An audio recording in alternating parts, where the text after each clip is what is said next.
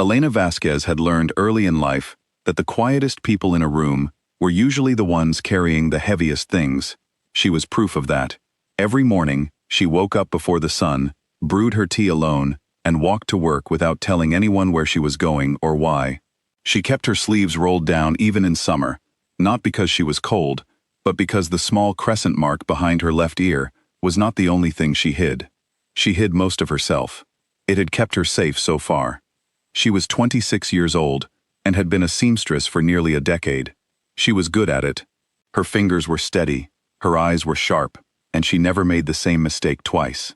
When the call came from the Crest Palace for skilled hands to help prepare for the royal wedding, her employer accepted on her behalf before she could say no. The pay was 3 times the usual rate. They could not afford to turn it down. Elena told herself it would be fine. She would go, she would work, she would leave. Simple. She did not expect what happened the moment she stepped through the palace gates. The pain behind her ear was sudden and sharp, like a match being struck in the dark. Her whole body went still. She stood in the middle of the courtyard while the other women moved around her, and she pressed her fingertips to the mark without thinking. It had never burned like that before, not in real life. Only in dreams she never talked about. She forced her hand down. She told herself it was the cold air. She told herself a lot of things that day. Across the wide stone courtyard, a man stopped walking.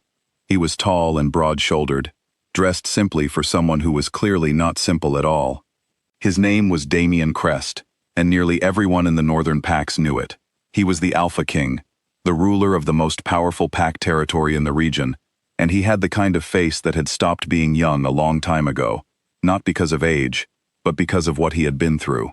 His eyes were dark and still, the way deep water is still. His second in command, a man named Riker, noticed him stop and followed his gaze, but saw nothing unusual. Just the group of seamstresses arriving at the servants' entrance. Damien did not understand what had just happened. He shook it off and kept walking. He had bigger things to think about. The wedding was in 4 days. Her name was Isolde Mercer, and she was beautiful in the way that certain flowers are beautiful, the kind you learn not to touch. She was the eldest daughter of the Mercer pack, the family Damien had spent 3 years quietly and methodically blaming for the death of his younger brother Callum. 3 years ago, Callum had died at a peace summit. The official story was illness. Damien had never believed it. He had no proof, not yet, but he had patience. Marrying Isolde was not about love or alliance. It was about getting close enough to the Mercer family to finally find what he had been looking for. He had told himself, many times, that he felt nothing anymore, that the grief had been burned away and replaced by something more useful. He was almost right. Elena spent the first 2 days in the palace without speaking to anyone she did not have to. She worked, she ate, she slept on the narrow cot in the room she shared with 3 other women, and she told herself she was imagining things. The burning sensation had not come back. The dreams had stayed quiet. She was fine. Then she saw him again.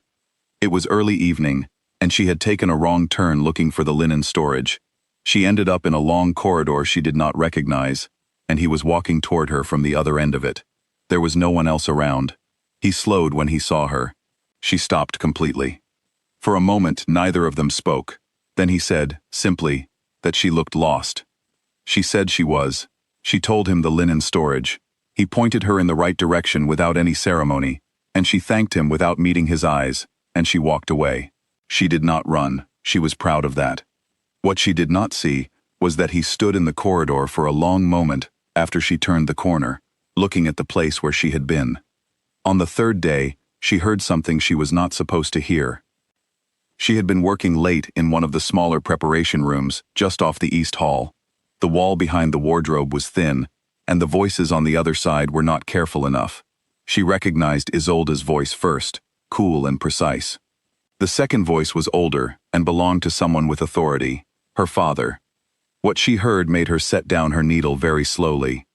The Mercers had not simply been involved in Callum's death, they had planned it carefully, as one step in a much longer plan. The tainted goods that had been slowly moving through northern pack trade routes were not accidental. The wedding was not a trap that Damien had set. It was a trap that had been set for him. Isolde had been given very specific instructions. The marriage would be allowed to proceed. Afterward, When the mating bond under pack law made Damien's claim transferable, he would be removed. Quietly. Finally. Elena sat very still in the dark preparation room for a long time after the voices moved away. She thought about her mother. She thought about what happened to people who got involved in things that were larger than themselves.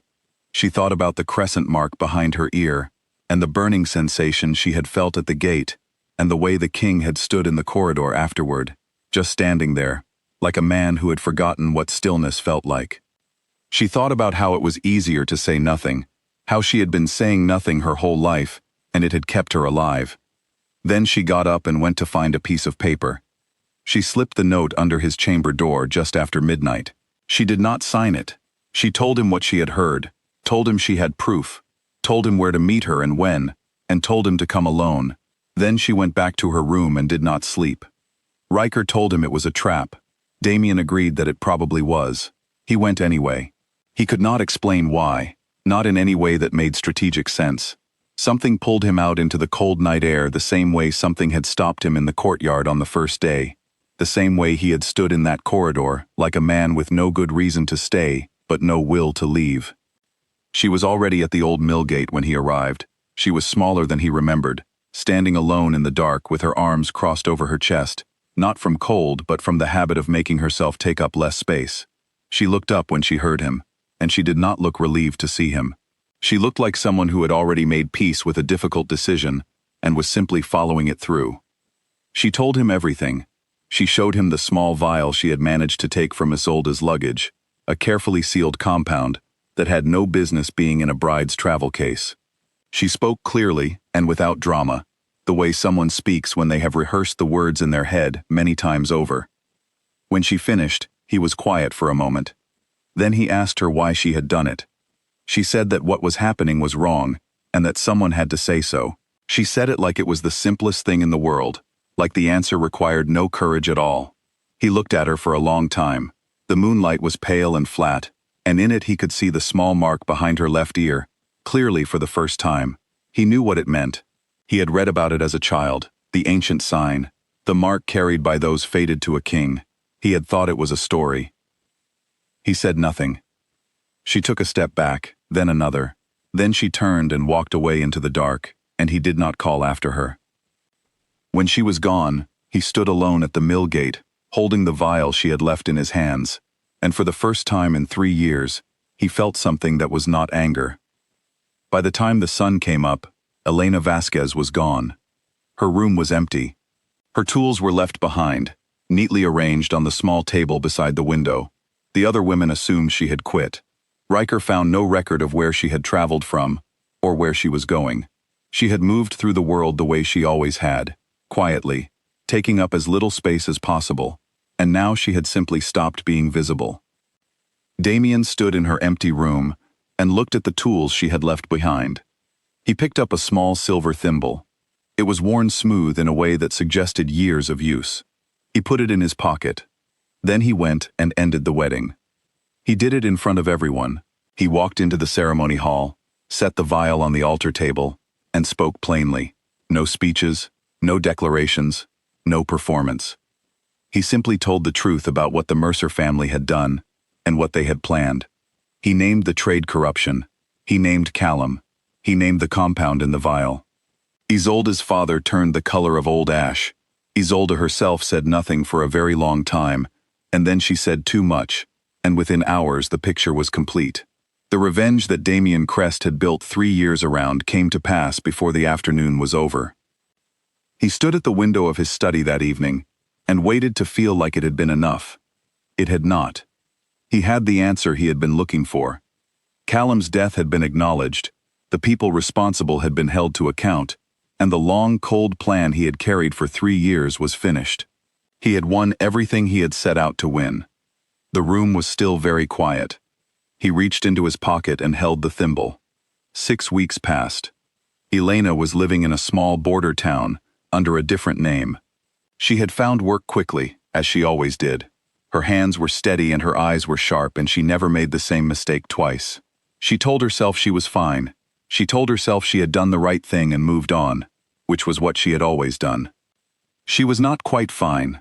She knew what the burning sensation at the gate had meant. She had known since she was 17 what the mark behind her ear was for. She had spent years deciding that fate did not get to make choices on her behalf. She had watched her mother follow a bond to a man who used it as a reason to control everything she did.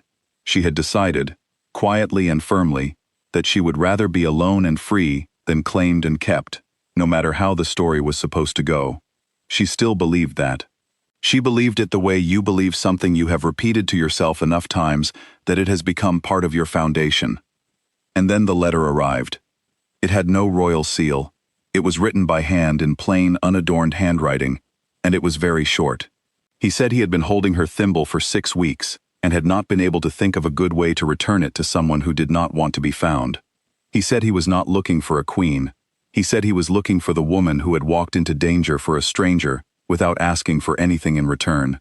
He said the bond was real, and that he was not going to pretend it was not, but that he understood it was her life and her choice, and he would not use it as a reason to take that choice away from her.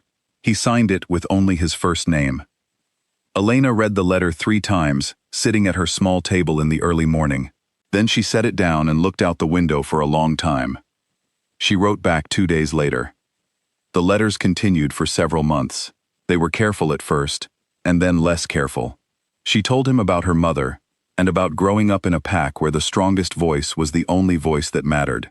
He told her about Callum, not the political version, but the real one.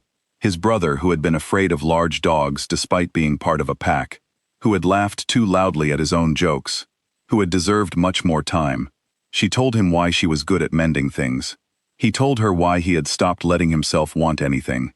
She came back to Silver Ridge in the early spring, not with ceremony, not with any grand arrival.